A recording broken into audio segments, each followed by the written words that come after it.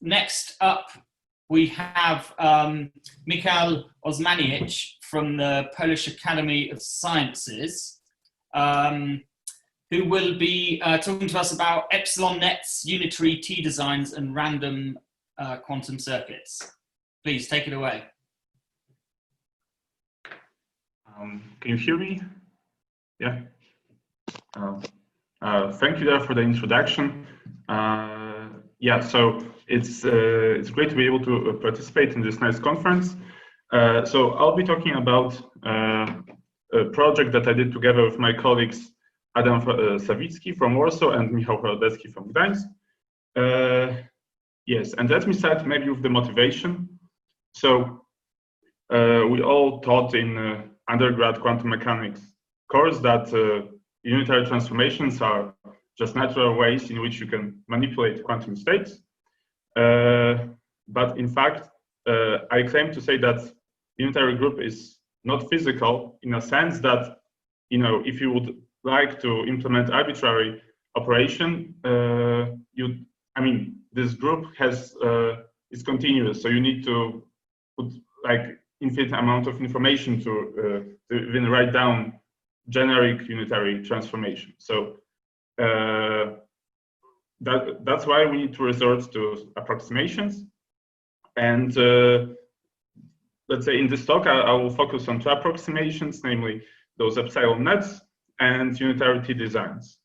And in the first half of my talk, I will be talking about like trying to establish quantitative connections between those two notions. In the second part, I will be leveraging those results to the problem of compilation of quantum gates, and also I will mention some results concerning efficient generation of unitarity designs in multi-qubit architectures. So let me start with definition of an epsilon net. So you know, consider the set of quantum channels, okay, on some n-dimensional system, and so this set is equipped with some natural notion of distance named diamond norm, okay, and an epsilon net is just a subset of the set of unitary channels that has the property that every element from the unitary group we can approximate to accuracy epsilon by some element from this epsilon net. So to put it differently, if I put balls of radius epsilon in points that belong to this S, okay, then those balls would have to cover my whole unitary group. So so this notion appears naturally in the context of compilation of quantum gates. So imagine I have the following problem. I have some set of universal gates acting in my Hilbert space. I have some target unitary B0, accuracy parameter epsilon, and what I'm interested in, I want to find the shortest sequence of gates formed from G that would approximate my B0 to accuracy epsilon. So in other words, I can be looking for the smallest number L such that words formed from gates in G of length L form an epsilon net in my unitary group. And so solution to this problem is given by the celebrated Solovay-Kitaev theorem that tells you that actually you can find efficiently those sequences and sequences of gates, and the length of the sequence scales like log 1 over epsilon to some power c. But importantly, you need to realize this this algorithm. You need to have inverses in your gate set. Okay. Now, moving on to Unitarity Designs. So those are a bit different objects because they are ensembles of quantum channels that mimic properties of the Haar measure on the unitary group. So one way to understand what Unitarity design is the following. So consider well, T copies of this channel V alpha, okay, and average this with respect to this measure nu, okay. So this is some quantum channel that acts on T copies of my Hilbert space of interest, and like this ensemble of unitary channels will form a T design if and only if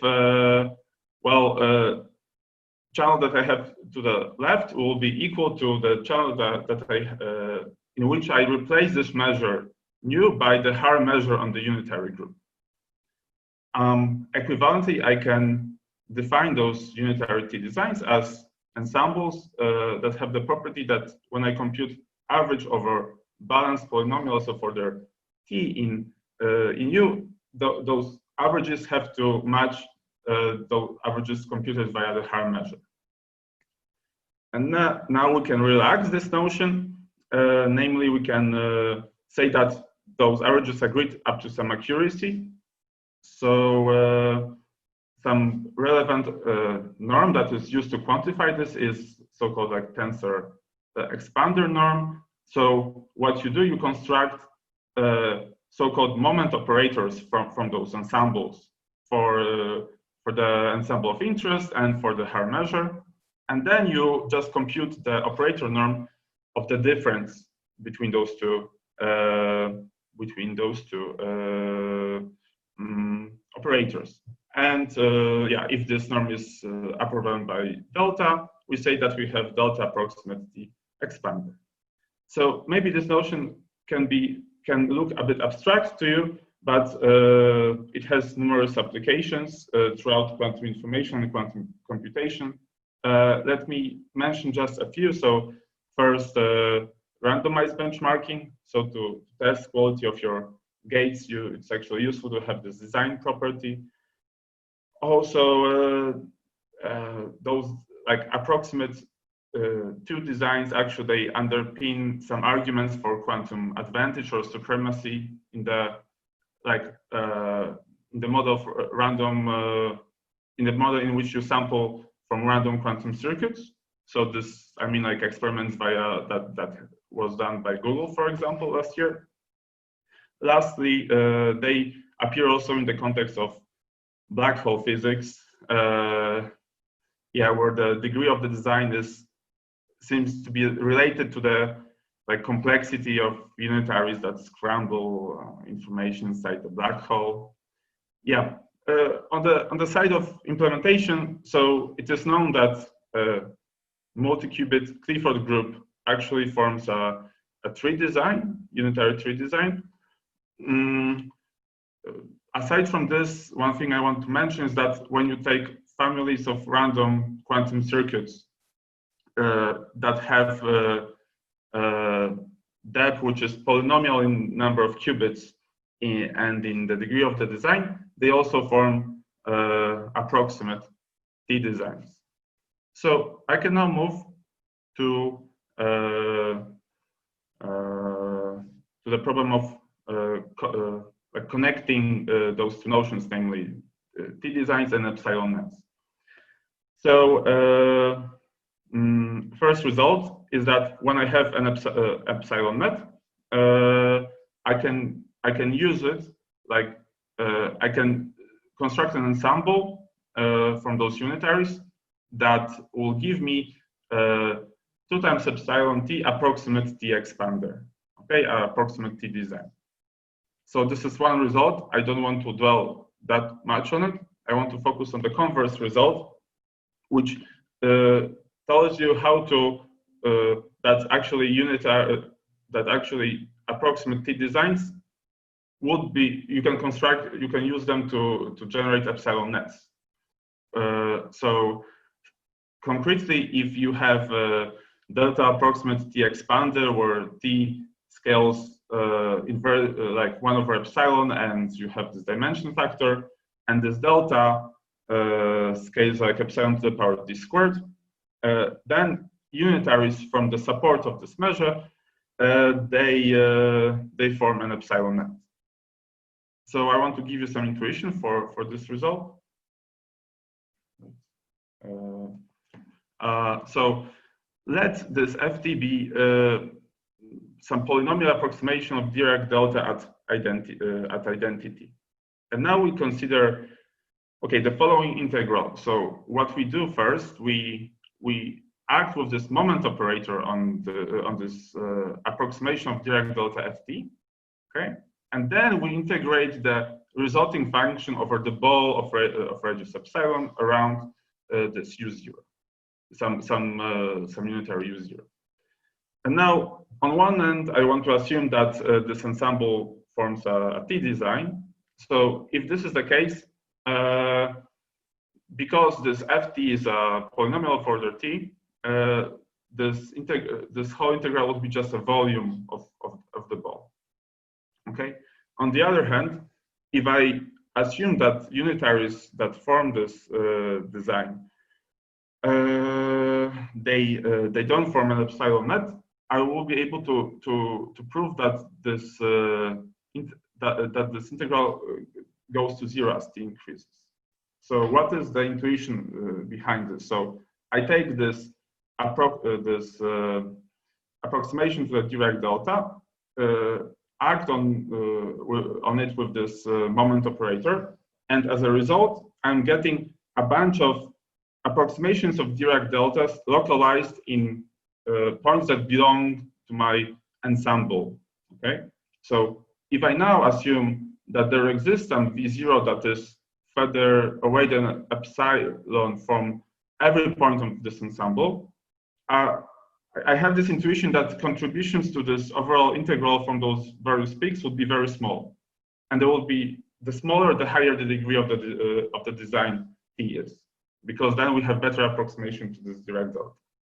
So this is the intuition beyond this result.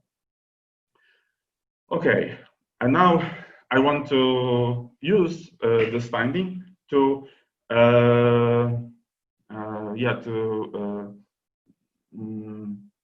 put forward inverse 3 Solovay-Kitaev theorem. So as I mentioned earlier, when your gate set is symmetric, namely it contains inverses, then there is a Solovay-Kitaev algorithm.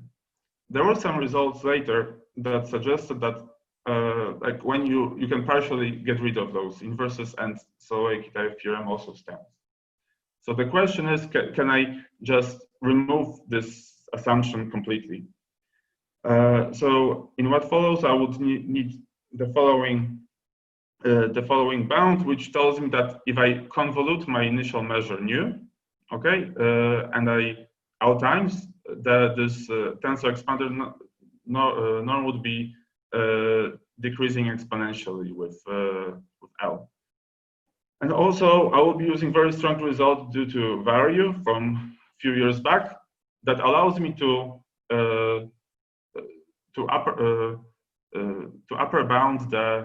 lower bound the spectral gap of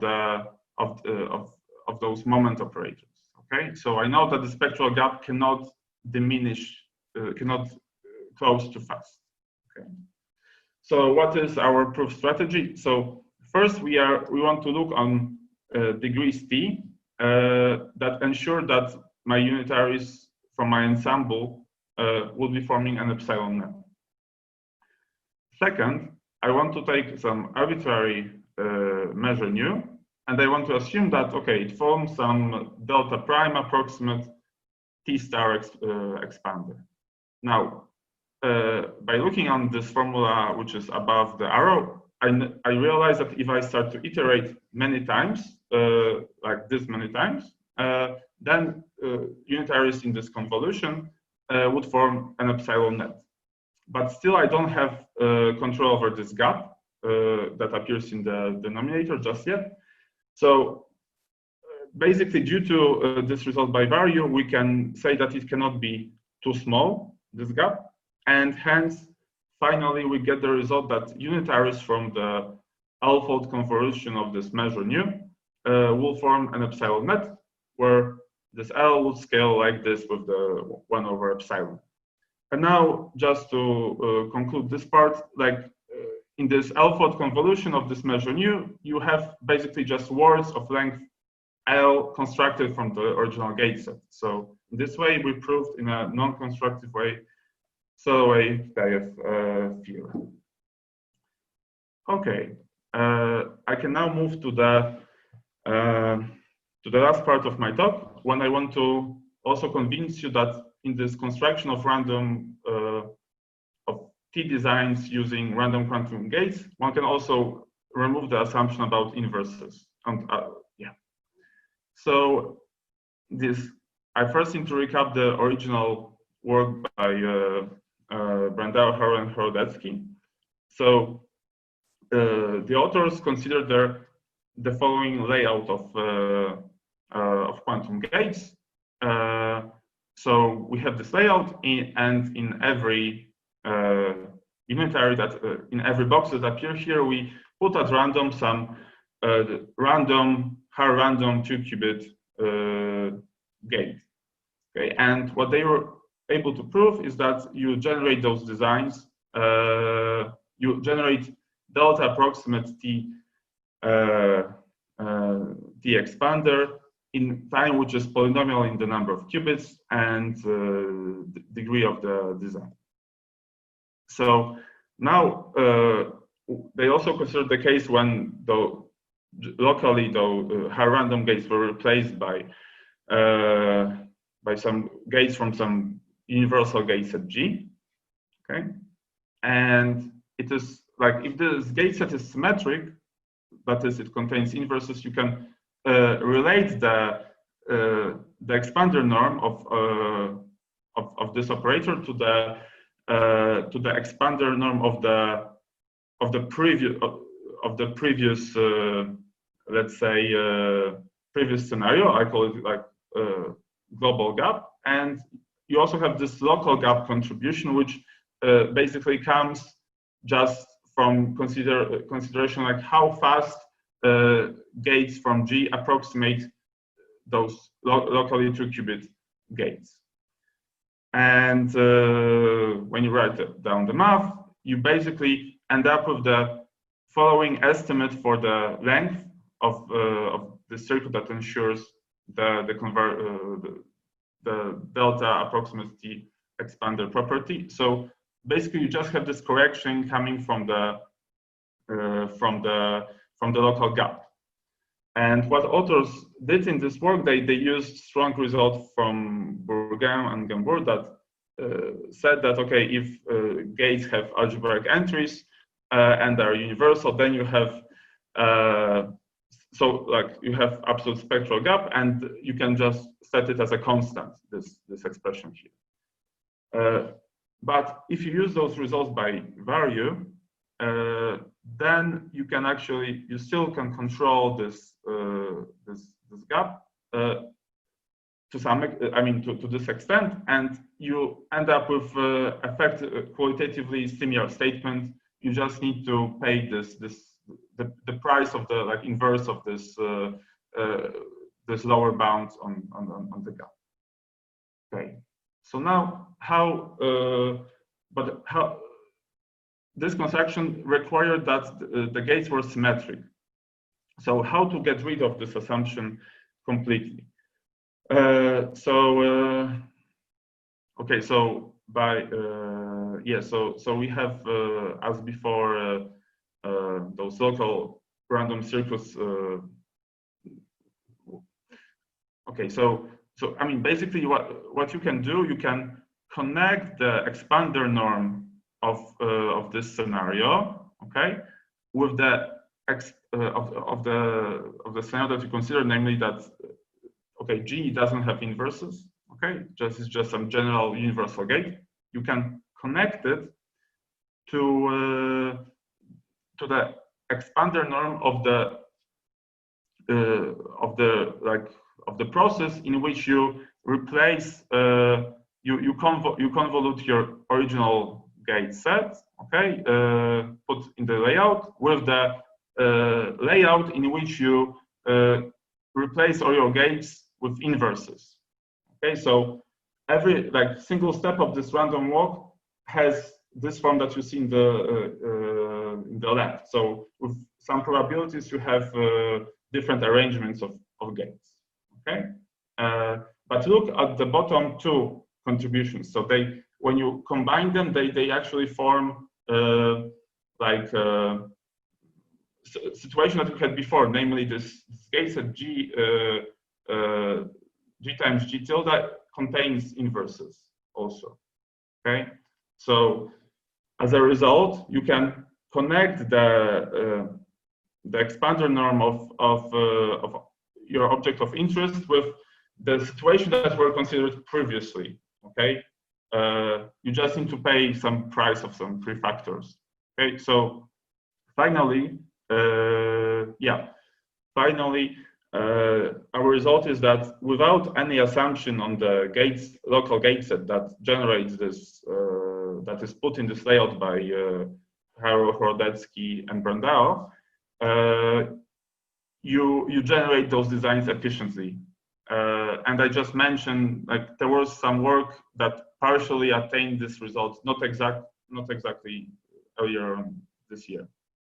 Okay, so I'm now ready to summarize. So I presented to you quantitative relations between approximate T designs and Epsilon-nets. I try to convince you that you can use it to prove inversely Solovay-Kitaev theorem. Also, I explained that you can generate efficiently approximate T designs by general local random circuits. And here are some open problems. So it will be great to be able to actually give Solovay-Kitaev algorithm when you don't have inverses. We also wonder whether the dependence on of this degree of the design is optimal in terms of D and epsilon. And lastly, I expect that those findings that I was explaining here will have quite some bearing in the context of establishing complexity of random quantum circuits in the limit of large complexity. Yeah. So with that, I want to thank you for your attention. Yeah, and the paper should be out on arXiv for sure in May. Yeah, it took. Yeah. Thank you. Great. Thanks very much, Michal, for that lovely talk. We've got 3 minutes for questions, so I'm going to go over to a question from João Doriguelo, who asks, and I guess this is related to one of the things on your last slide. João asks, do you think the delta dependence on D can be improved? That's a very good question. So actually, the reason why our work is not yet out is that we tried very hard to optimize this dependence. Okay, so let's say I expect that you can get maybe D squared here in this, but we tried very hard. This is the best that we could do. Okay, I guess I don't have time to explain how exactly our proof goes, but yeah. Okay. Well, perhaps over in the Slack, you and João can talk a bit more about that. Yeah. I'll go to the next question then, which is, can we determine efficiently which net of the unitary group a unitary matrix is contained in? Sorry, can you repeat the question? I didn't get it. The question is, can we efficiently determine which, sorry, let me say it again. The question is, can we efficiently determine which net of the unitary group a given unitary is contained in? So I guess they're saying, if I give you a unitary, can you tell me efficiently which net it belongs to? You mean to which element of the net, maybe? Like, yeah, yes. Yeah, well, I mean, for small dimensions, yes, but when you have multi-qubit system, this is like a hopeless question because the number of those ball scales like exponentially with the dimension, right? So yeah. Okay. But for it's hard. For small d, yes. I mean, whatever that means. Yeah. Yeah. Okay, and seeing as we've got one more minute, I'll ask one finally from Pete Turner, which is, he's trying to understand the convolution. He asks, if I start with a Unitary T design, say K elements, what is the convoluted ensemble for, say, L equals 2? Well, so the convoluted ensemble is that you apply one gate after another, right? So unless you have some cancellation, your cardinality would be then like K squared, right? So it's like ensemble in which you compose unitaries that formed the original ensemble. Okay. Yeah, that's what I can say. Okay, well, that sounds good. If you want to chat more with Pete about that, I'm sure he'll be over in the Slack channel. So with that, I'm going to thank you again.